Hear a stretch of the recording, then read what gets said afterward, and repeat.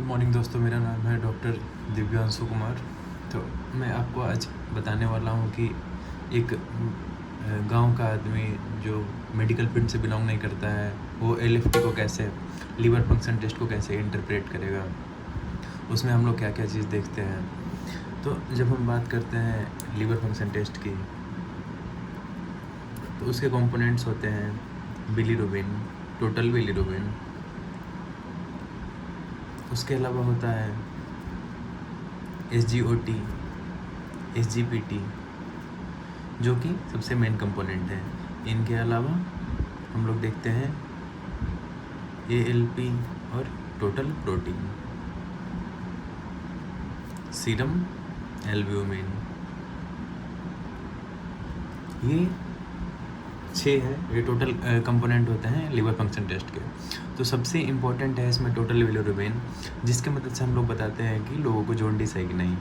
तो आपको इसका नॉर्मल वैल्यू पता होना चाहिए कि इसका नॉर्मल वैल्यू लेस देन 1.2 होगा। अगर टोटल बिलीरुबिन लेस देन 1.2 है, इसका मतलब है ये नॉर्मल है। SGO2, SGOPT, अगर हम लोग नॉर्मल याद रखें तो लेस देन 40 अगर है तो ये नॉर्मल है। SGOT, SGPT ये बताता है हेपेटोसेलुलर इंजरी, मतलब लीवर में कोई इन्फेक्शन है या फिर कोई एक्यूट इंजरी है। वो दारू पीने की वजह से हो सकता है, किसी वायरल इन्फेक्शन की वजह से हो सकता है। तो ये चीज़ें ध्यान रखनी है।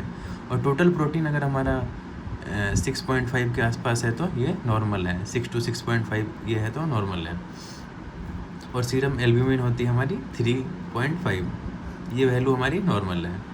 अगर ये कम है, जैसे 2.5 और 3 है तो ये अब नॉर्मल है।